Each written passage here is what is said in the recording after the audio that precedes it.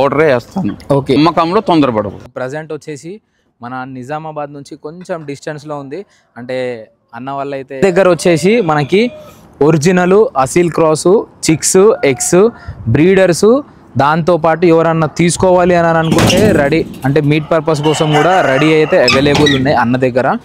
ఒక దగ్గర వచ్చేసి మొత్తం ఒక 3 acres ల్యాండ్ అయితే ఉంది.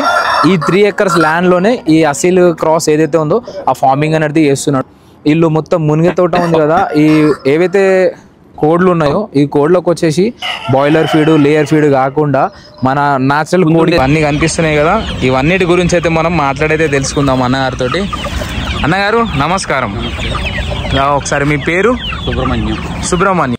అంటే ఇప్పుడు మీరు ఈ అసీల్ క్రాస్ ఏదైతే మీరు ఫార్మింగ్ అయితే చేస్తున్నారు కదా, అంటే ఎన్ని ఇయర్స్ నుంచి చేస్తున్నారు మీరు? 1.5 year నుంచి చేస్తున్నా. 1.5 year నుంచి మీరు ఫార్మింగ్ అనేది చేస్తున్నారు.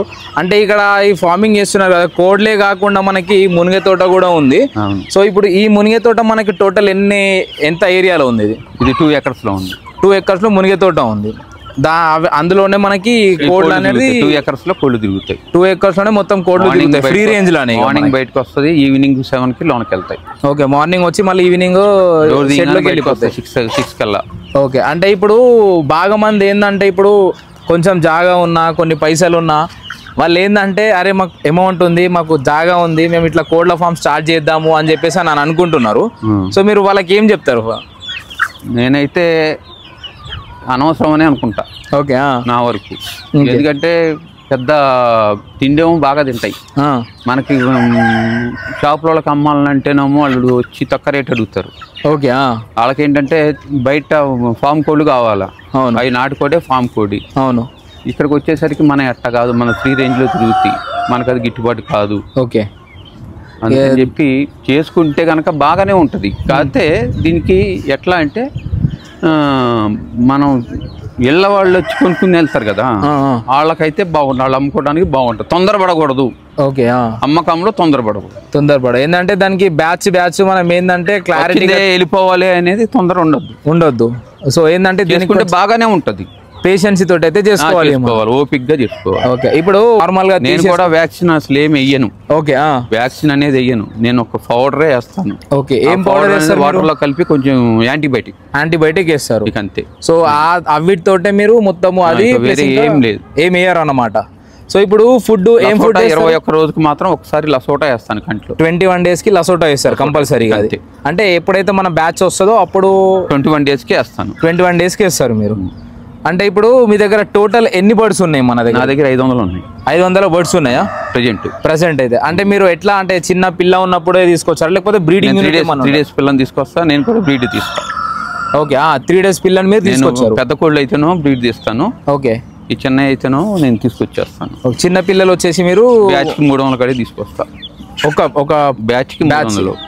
అంటే ఒక బ్యాచ్ లో 300 పిల్లలు తీసుకొస్తారు. 20% 30% చచ్చిపోతాయి. ఓకే, చిన్నప్పుడే ఒకదానికి తొక్కుని అట్లా ఇట్లా మొటాలిటీ అన్నట్టు అందులో వెళ్ళిపోతుంది. మనకు మినిమం ఒక ఎన్ని వెళ్ళిపోతాయి? అట్లా 30% పోతాయి. 30% అయితే పోతాయి, 20 నుంచి 30. ఇక మనం కాపాడుకున్న దాన్ని బట్టి ఉంటుంది. ఇప్పుడు మీరు దీనికి ఫీడ్ ఏమి ఇస్తారు మీరు? అంటే బాయిలర్ ఫీడ్ ఇస్తారా లేకపోతే జొన్నలు, సజ్జలు, గోధుమలు, మక్కలు, సోయా,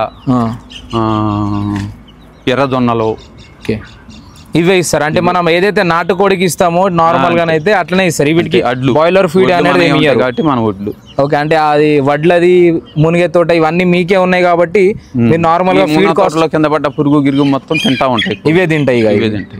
ఓకే, ఇప్పుడు అంటే మీరు ఈ పిల్లలే కాకుండా మీరు ఏమైనా బ్రీడింగ్ యూనిట్ ఏమైనా ఉందా మీ దగ్గర? అంటే ఇప్పుడు కొంతమంది ఎట్లా అంటే క్వాలిటీ అయితే 100% మంచి క్వాలిటీ ఉంది మీ దగ్గర, ఎవరైనా వచ్చి దీని ఎగ్స్ కానీ ఇట్లా ఇస్తా.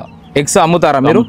ఓకే, అదే కాకుండా ఇప్పుడు చిక్స్ అంటారు, కొంతమంది చిక్స్ కూడా తీసుకుంటారు. నేను మా బ్రదర్ ఉంది బ్రీడింగ్ యూనిట్ ఉందా తనకి? గూడూరు నుంచి నేను తెప్పిస్తా. మీరు అక్కడ నుంచి చిక్స్ ఏవైతే ఉన్నా చిక్స్ తెప్పించి మీరు సప్లై కూడా చేస్తారు అన్నమాట. ఇక్కడ కావాలన్న వాళ్ళకి ఏ రోజు రేట్ ఆ రోజు ఉంటుంది. అంటే రేట్ ఏ రేట్ ఉంటే ఆ రేట్ కి మీరు సేల్ అనేది చేస్తారు అన్నమాట.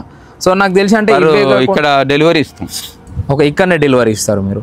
ఎక్కడంటే అక్కడికి డెలివరీ ఇస్తాం. అంటే మొత్తం ఓన్లీ ఒరిజినల్ సోనాలియా ఉందా మీ దగ్గర? ఇదే కాకుండా ఇంకా వేరే బ్రీడ్ ఏదైనా? అసీలే ఉందా లేకపోతే ఇంకా వేరే ఏదైనా బ్రీడ్? అసీలే ఉంది, ఒరిజినల్ అసీలే ఉన్నది మీ దగ్గర. ఇవే కాకుండా ఇప్పుడు నార్మల్ షెడ్ ఉంది. సో ఆ షెడ్ లో వచ్చేసి ఒక సైడ్ ఒక బ్యాచ్ ఉన్నది అవునా?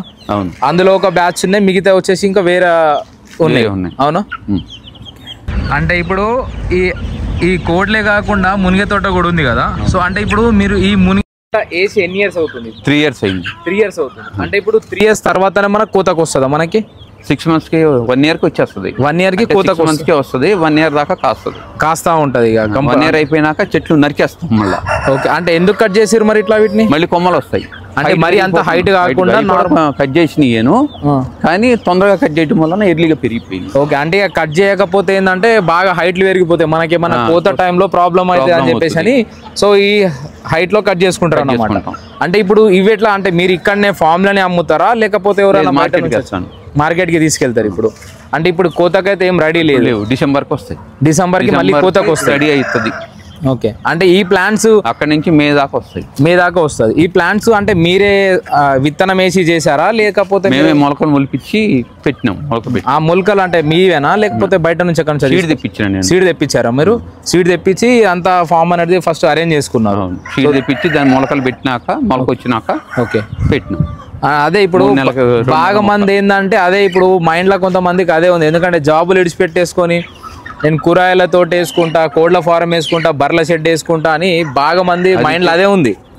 సో ఇప్పుడు వాళ్ళకి ఏం చెప్పాలనుకుంటున్నారు? ఇదైతే మాత్రం అనవసరం అని అంటాను. ఓకే.